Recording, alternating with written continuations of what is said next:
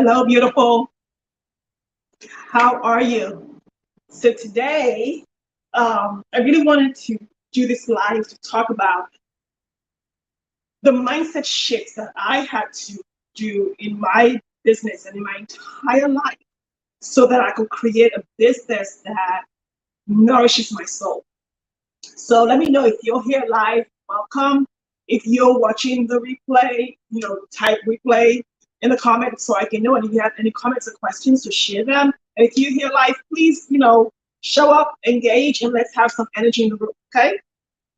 So who did I need to be? Who did I need to be to actually create the business that I know is going to light me up for the next couple of years or maybe forever, and to serve and work with the people that I'm choosing to play with in my sandbox? That's what this is really about. It has nothing to do with how much the offer costs, or is it a $100,000 offer or $10,000 offer.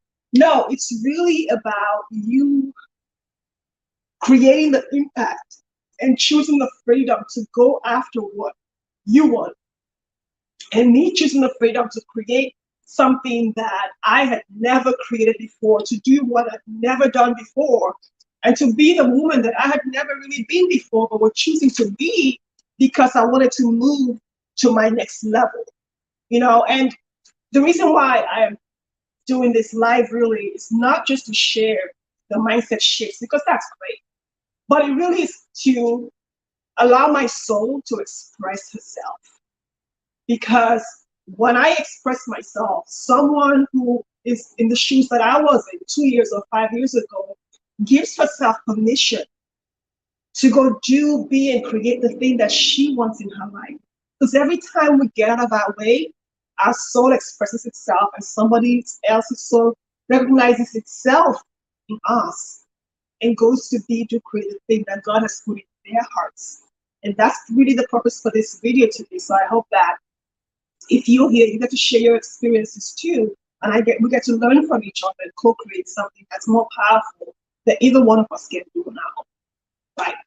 So if you're here for the first time, welcome. If this is your first live with me, my name is Dabo, and I'm a high-ticket business coach. I support spiritual women coaches to co-create profitable and simple, holistic, high-ticket coaching boutiques so they can serve at the deepest, and I say deep, I always go this way, but today let's do deepest, highest level, create high-level transformation and impact in the world, and especially for their clients, and also for themselves, scale to multiple 6 figures a month, or create their first $1 million or second or third within 18 months, and create holistic wealth. That is wealth in their physical lives, in their spiritual lives, in their mental lives, emotionally, everywhere, not just in your bank account, because we all know money does not buy you health. It gives you access to the best doctors. Money will not give you love. It will give you access to the best dating sites.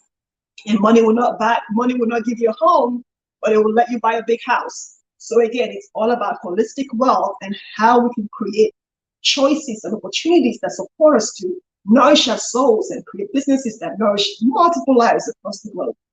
All right, so I got off my soapbox now. So how did I shift my money mindset? The first thing that I did was really to step out of the money mindset box that I've been in for maybe 5 years. As many of you know, a lot of the work I did was, steeped in money mindset. And it was supporting women to move out of the limiting beliefs that was sabotaging their businesses and their lives, and really step into who God was calling them to be, to their identity.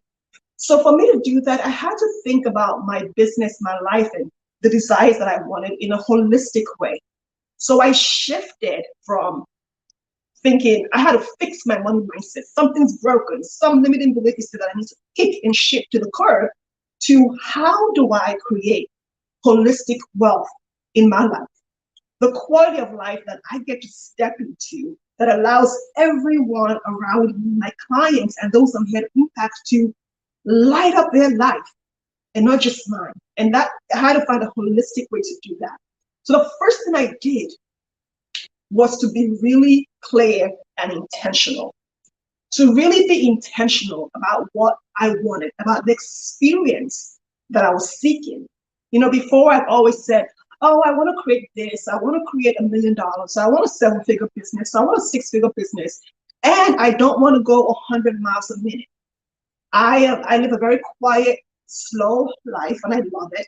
I don't want an empire, but I do want to create money, impact, and leverage my business in a way that supports me to do all the amazing things I want to do, and still get to bed by 7:30 every night, and still spend at least 2 hours with my daughter every day outside of school, and still do all the work with the clients that I want to do and live my best life. So what was that going to look like for me? It was being clear and intentional. Clarity is everything. So what does that even mean in real life, right? What did I do? I said, okay, what are my top 3 life priorities? Before, I used to look at my business goals, what I want my business to do. So for the first time, I said, what are my top 3 life priorities, period?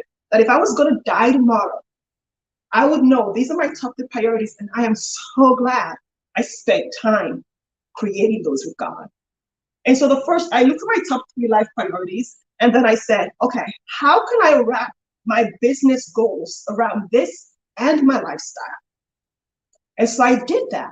And then I said, I can't do this on my own. I need support. What support do I need? Which coaches, plural, do I need to hire? What training do I need? Which books do I need to read? How much sleep do I need for this? What routine will best support me to create this? It was holistic. It wasn't like, I need a strategy to go sell this $100,000 offer within the next 90 days and have 10 people in a container. No, it had nothing to do with that. But for my top 3 life priorities to happen, I had to be visible in my business.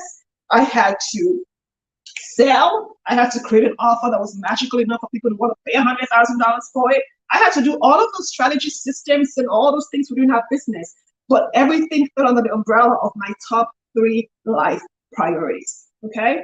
And then once I was done identifying what support I needed, I created a plan. What does the plan look like? So it's an 18-month plan for me. Everything goes in 18 months and I drop it in 90-day buckets. So what does December 31, what has to happen on December? What does December 31, 2022 have to look like? What has to happen on November 1st? By November 1st, 2022, for December 31, 2022 to happen? What has to happen by October 1st, 2022, so that December 2022 can happen? And then I work backwards to create those top 3 priorities in my life. And I don't wait for the priorities to happen before I live my life. I'm living those top 3 priorities every day. One of those priorities was, I want to sleep at 7:30 every day. I want to spend time with my daughter. One of those priorities was, right now, I used to read 50 books a year. I want to read 125 books every year.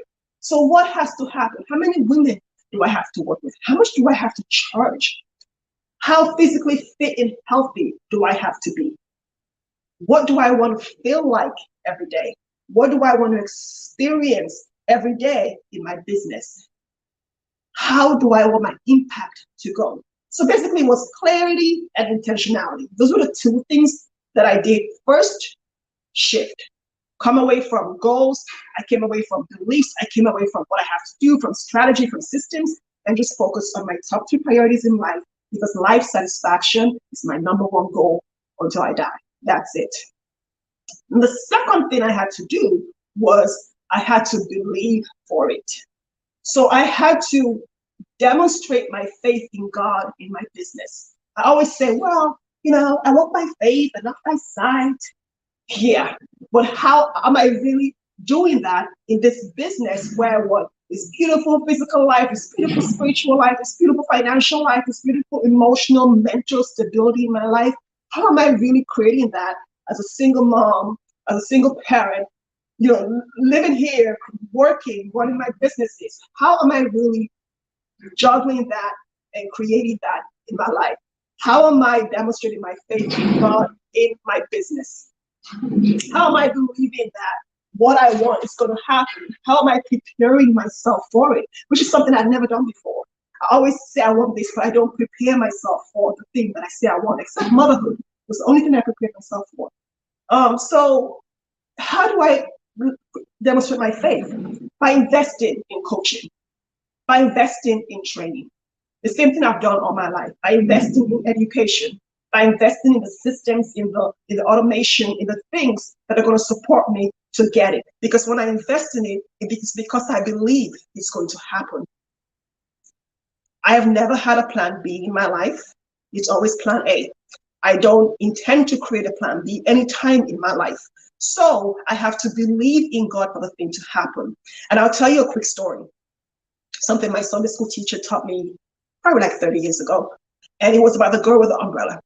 So I think I gave the story away already. It's everybody goes to church and they pray at this church in a little town. And the pastor, it hadn't rained for about 4 months or 3 months, and everybody wanted rain to come. So the pastor said, let's pray for rain. So they went to church and they prayed for rain like good old Christian women. And the pastor said, it's 6 o'clock today. Let's go to the town square, to the center of town. And I only want you to bring one thing, a demonstration of your faith, that you believe for it. And so they said, yes, yes, we will. So at 6 o'clock, they all went to the town square. And at 6:05, it started to rain. It was pouring down rain. And the pastor and the people were all screaming. And they were screaming. They were like, oh my gosh, it's raining. I didn't think it was going to rain. I'm wet. I forgot. I didn't bring my umbrella. I didn't think to bring my umbrella because I didn't think it was going to rain. I'm wet. It's cold. I'm going to run to the car and sit in the car. And one little girl had a big smile on her face. And she took out her umbrella, opened it up, and held it up. She demonstrated her faith by bringing something to prove that the thing she wanted was going to happen. And the pastor and everybody said, how do you know it's going to rain? And she said, because I believed for it. I prayed for it. I trusted God for it. And I believed for it. So I had to learn how to come from saying what I want, visualizing what I want, creating a board, a vision board about what I want, which I still do, to actually believing for the thing I wanted. That was huge for me, to believe that I wanted to create next level high ticket coaching offers and actually say the price out loud and sell them. And it took 2 years for me to actually say the investment to work with me is $100,000. And I'll tell you why later on in the next one of the 7 shifts. So the second step I had to do was believe that this was possible for me, that I could say this out loud, that I could get on video and talk to women and support them to create that, to create offers where they get to say the investment to work with me is 6 figures. The third shift I had to do was to believe that nothing bad was going to happen to me. See, I am a war survivor.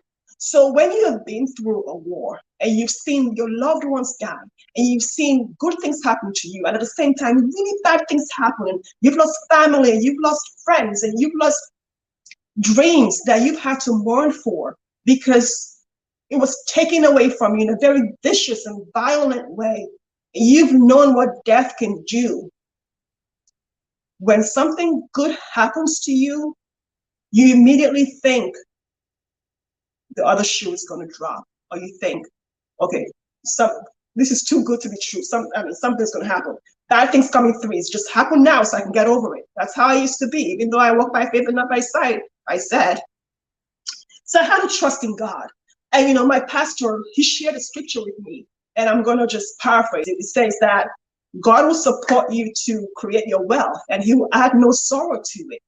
So he kept reminding me, he says, Mimi, if you want to really create the business that you want to, and you want to invest in refugees in America and send them to college to get their education because they've gone through a war like you have, and to really make this 7 impact difference that you want in the world, you have to trust God that he will support you to create whatever amount you want to create every month, and he will add no sorrow to it. So you don't have to wait for the other shoe to drop. And this was magic. This was like powerful. This was the best thing I've ever heard, because everything I've done in life, and I'm sure I'm not the only one, has been start, stop. I can't have that much joy in my life. Something good, something bad's gonna happen if I do this. Because I had created evidence that every time something would happen, somebody died. Something would happen. I got accepted to school I wanted to go to in primary school. My father died. I was like, okay, this happened. My oldest brother died. This happened. this person died.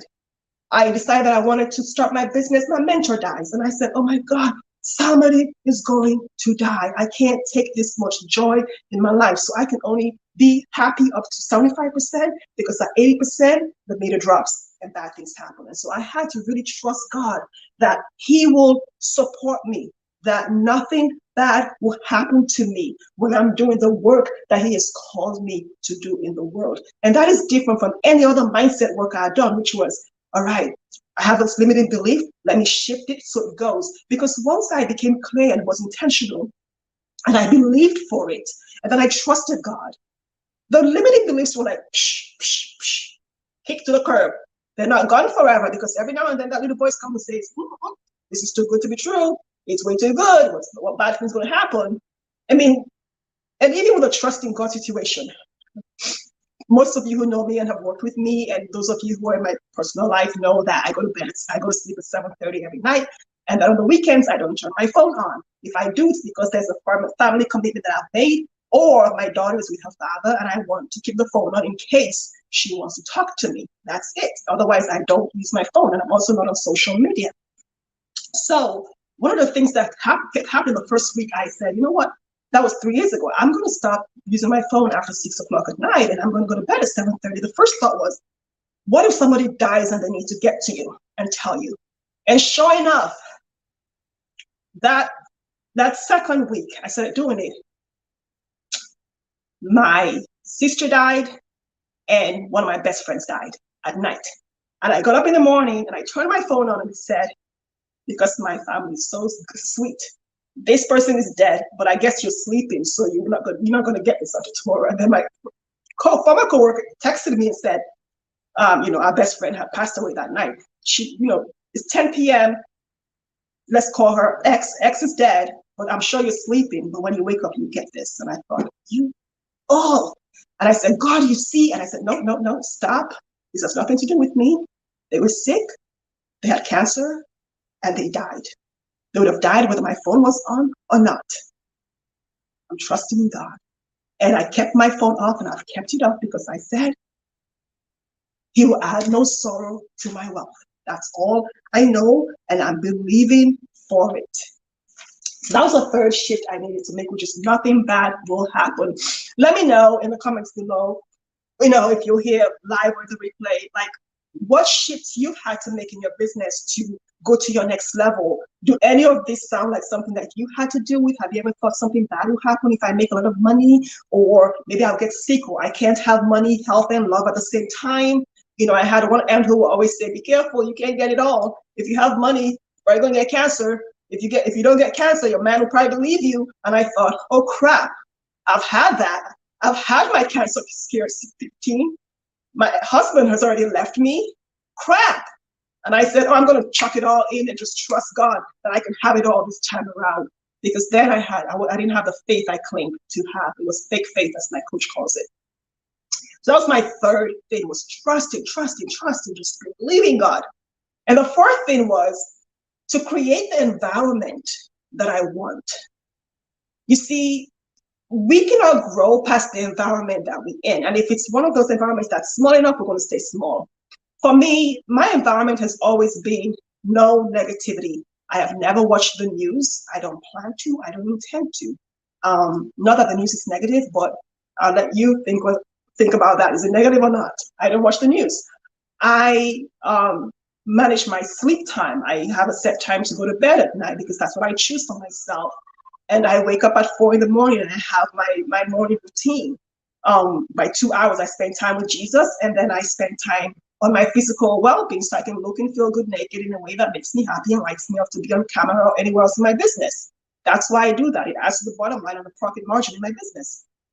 So the no negativity is, I don't encourage people in my home who are negative.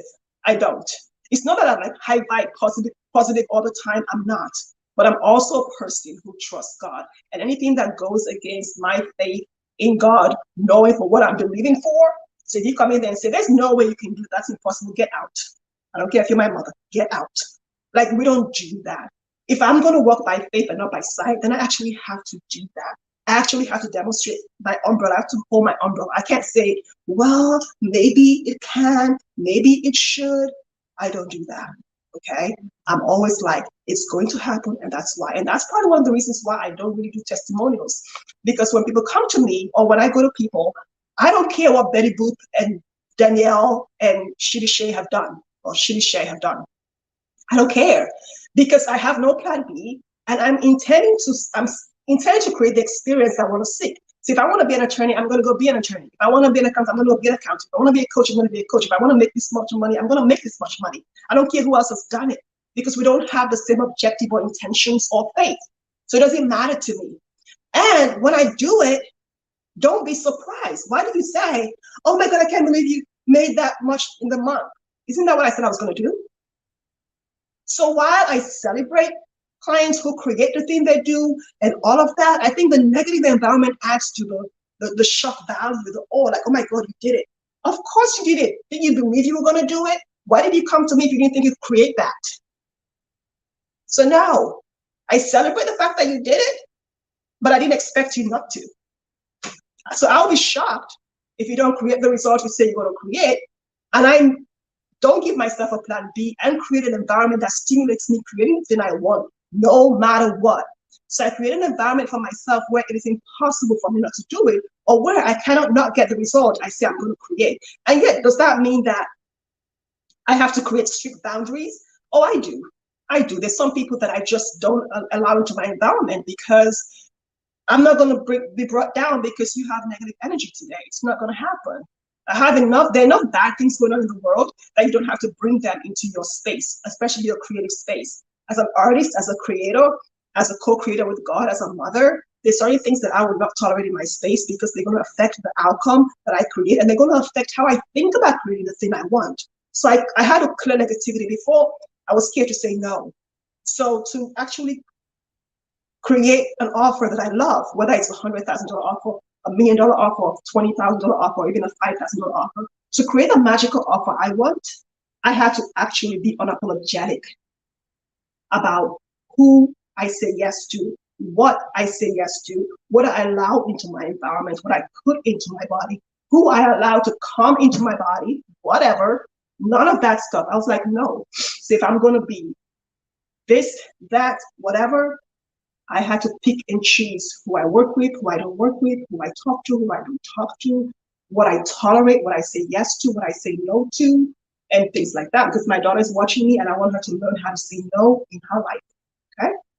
So that was number 4 for me, was creating the environment that supports me to create the thing that I want. And number 5, the 5th shift that I had to make, let me see this. Oh, Rosemary, welcome. I love that. Welcome. I'm glad this is getting value from this. The 5th thing that I had to do was to own my value. I can tell you this much. As much as I've been coaching mindset for 5 years, I was a fraud. I was scared to say what the investment to work with me was. I would practice. I would stand in the mirror. I would tell my daughter, come here, let me tell you. And I would tell her 100 times. And she says, Mommy, don't tell me, tell your clients. I'm not paying you anything. Go make me dinner, And I was undercharging. I was creating value for, it's $100,000 offer, but I'm charged $20,000 because I said, who's going to pay this little Black girl $100,000? And my daughter would say, Mommy, you're not a little Black girl. You're an amazing person. You cook really good food. I'm like, yeah, nobody's going to pay me for that for coaching. So I decided to work with a coach. And I hired a coach. And this one is personal, okay? I had a coach, and she said to me, you know the reason why you can't say the amount? Your chakras are all blocked. They're closed. You need to go have sex. Then you can say the amount. And the reason why this came up was because one of the founders I have is that I've been single for 10 years and I've been selling. I decided to, as part of my spiritual growth and relationship with Christ, was to not have sex outside of marriage. So when my husband left a couple of years ago, I decided I was going to be single. And when I start dating, I won't have sex until I get married. I'm still single. And everybody says to me, all of my coach friends, all of them say to me, as soon as you start having sex, you're going to be able to just say the price and be free and open up your chakras and be And I was like, honey, my chakras are open. And they were like, you're going to be feminine and sexual and beautiful. And I said, honey, I think I'm feminine. Okay, this is feminine. So I was like, okay, this is not going to work because spiritually I'm not aligned with, doing that. Not that I don't judge anyone else. Nobody has ever judged me except that coach. But I wasn't willing to have sex and free up my chakras so that I can say what the investment was to work with me. So I looked for another coach, and that coach said, no, you don't have to go have sex if it's not something that's one of your values. You just need to own your value. Just own your value. That's all you need to do. And how do you do that? And I said, well, how do I do that? She said, well, it's freedom. Are you free? And I was like, I created freedom in my life many years ago. And she said, then it's a choice. Are you choosing to own the value? Because when you own your value, your soul gets to express itself. And the light gets to shine on somebody else who sees that light, who has been waiting for permission to charge their work. Are you willing to do that as part of the impact that you're here to create? And I was like, yes. And I said, well, there's all these things that have happened to me that have devalued. I feel devalued. I've had FGM. I've been through a war. My husband walked out on me. I just feel like I've just lost my sense of worth. And she said to me, everything that happens to you in your life is an opportunity. And every challenge, every trauma, everything that has happened has been the thing the door that God has opened. Because God didn't allow any of those things to happen. Well, he created them. He made them opportunities for you to step into who you are being today. And all of those things are the best thing that ever happened to you. And I thought, yeah, when you're sailing down ship creek and your 1-year-old is like breastfeeding and your husband's walking out over there and this person is dying, you're not thinking this is the best thing that ever happened to me.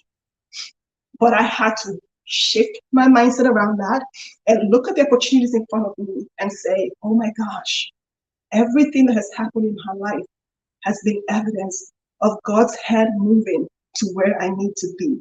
And those people that he has removed from my life are not equipped to go where I'm going. So I am going to own my value, own the work that I do, unapologetically own who I am in the world. Remember my identity and who God created me to be. Remember the assignment that he's given me and the impact my work is here to do in the world. And know that as a holistic wealth coach, where I'm helping women create these $1 million businesses and lives, it's not about the money. It's about the wealth they get to step into physically, how they look and feel good naked. Spiritually, how they build that relationship with God, how their faith expands and grows, and how they get to demonstrate their faith in their business, the umbrella they get to bring to the party, how they get to let their voice shine unapologetically, what they eat, what they choose to do, what books they read, what social media platforms they end up on, how they show up visibly for themselves and their clients, how they nourish their souls and their well-being. That is priceless. The only thing I'm charging for really is for you to create your seven-figure business. I'm not even charging for the rest of the stuff. It's only $100,000.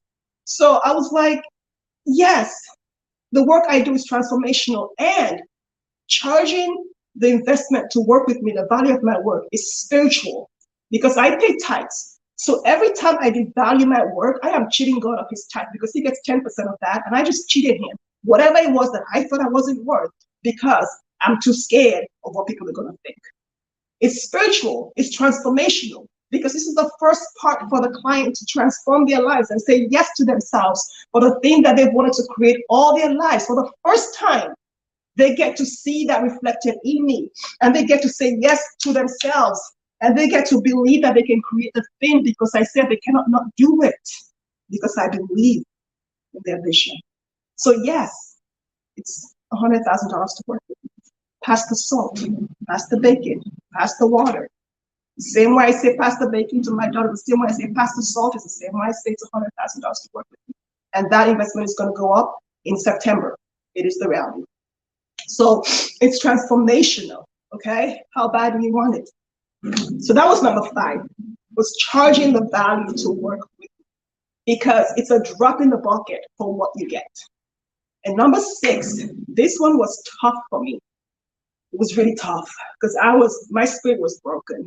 My spirit, if you had known me the past, sorry, but not sorry. If you know me the past 5 years before 2020, before 2021 or 2020, you probably think, oh my God, this girl has so much light and she's hiding it because of all the things that she claims have happened to her. So I wasn't authentic. So I was hiding. I was hiding my voice. I was hiding my impact. I was hiding the work I was here to do in the world. I was hiding my spiritual gifts. So I was the girl who at 7 could see dead people. I walk into the room and my dad would be talking to someone and I say, Dad, why are you talking to a dead person? And he would say to me, she's not dead, she's right here. And I'm like, excuse me.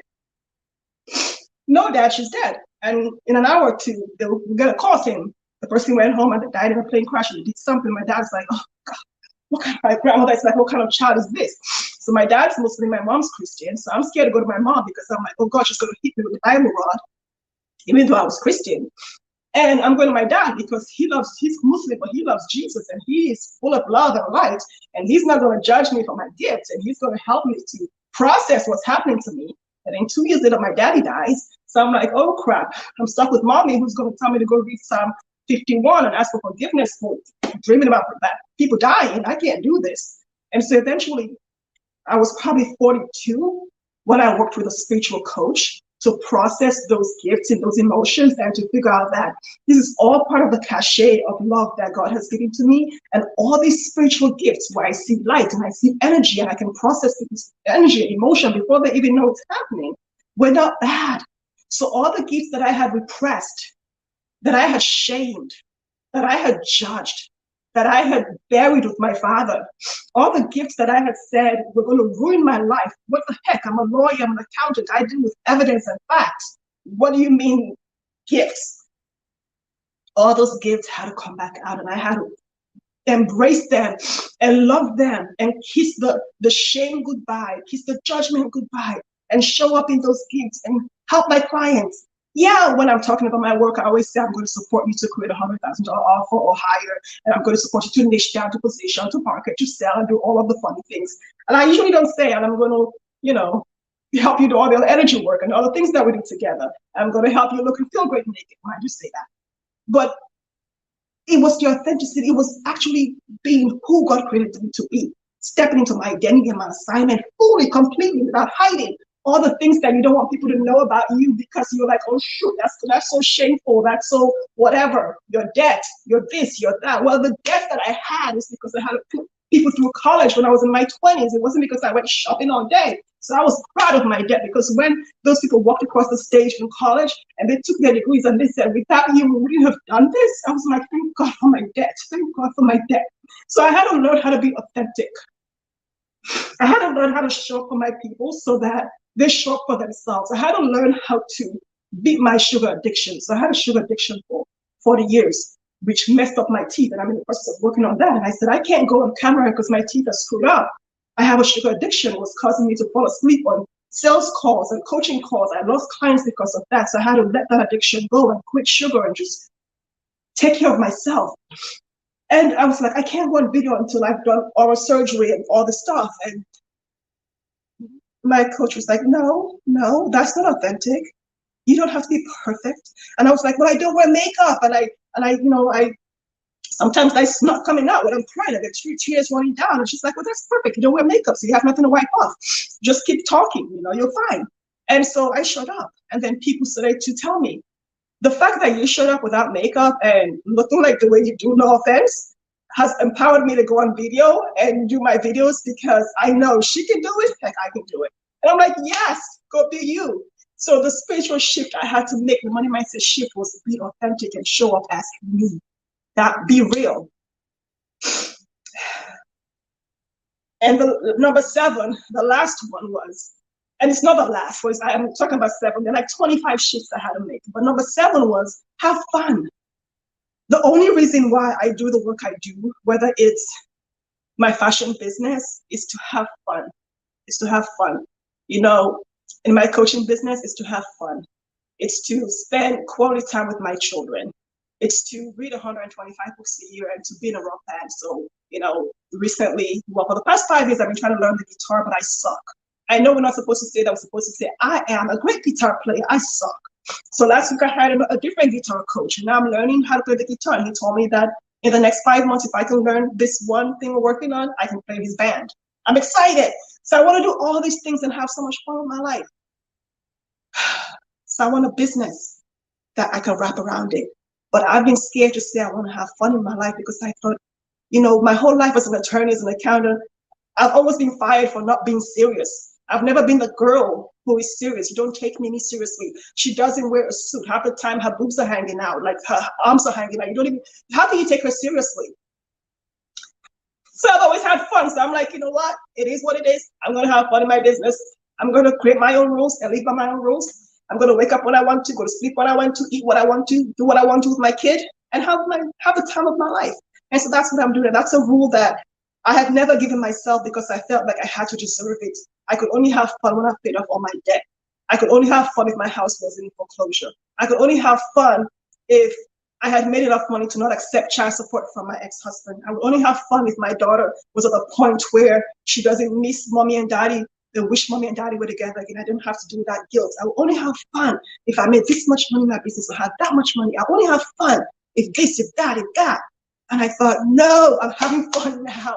So I'm having the time of my life. Coming on video, doing the work I do, sharing my life with the community, sending my emails out. This is what lights me up, and this is how I have my fun.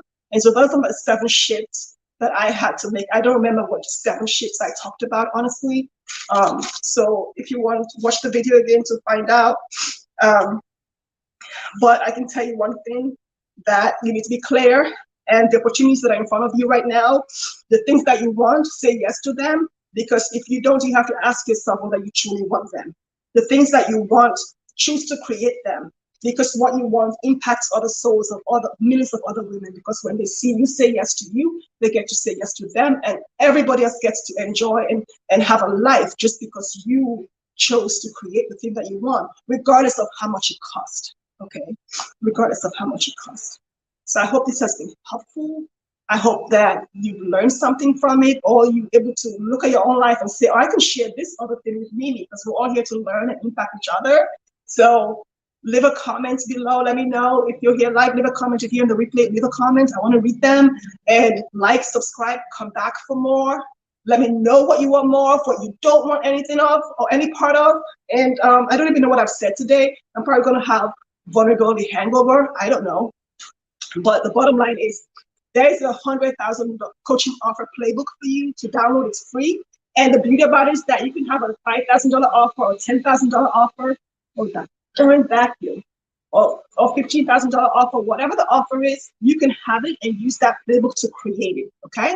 So go be magical, go light up the world, be authentic, charge the value of your work, create the environment you want to live in, believe God for it, be clear about it, believe for it, and trust God that nothing bad is going to happen, because you're rich, you're fabulous, and you have everything you want. You'll add no sorrow to it, I promise. It's been good having you.